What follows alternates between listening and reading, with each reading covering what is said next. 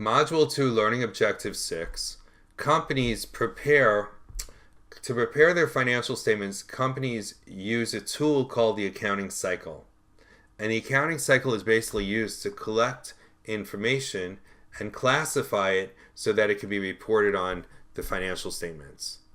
So the way this cycle works, the way it's portrayed here in the book, in my own book I do it a little differently, but you would analyze and prepare your entries. Then you would have adjusting entries. You would use all that to prepare your financial statements, and then you would close the books. And I break it down in my book, I think it's 10 steps. But here they do it in 4 steps. This is fine. Let me show you how this works. What we're interested in doing is every time we have a transaction, we're interested in seeing how it affects the accounts.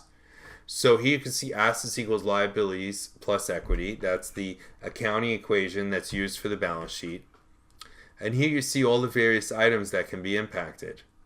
And what we're going to do is we're going to use this template to show how different financial statements would be affected. T accounts work with debits and credits, if you've seen this before, where assets would be debited to increase and credited to decrease. Liabilities would be credited to increase and debited to decrease. And likewise, equities would be credited to increase and debited to decrease. And we can use this to keep track of these if you're familiar with T accounts from your prior accounting class. And then journal entries are used to record each transaction.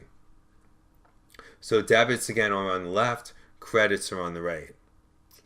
And what we want to do is we want to look and see how these different things would be recorded.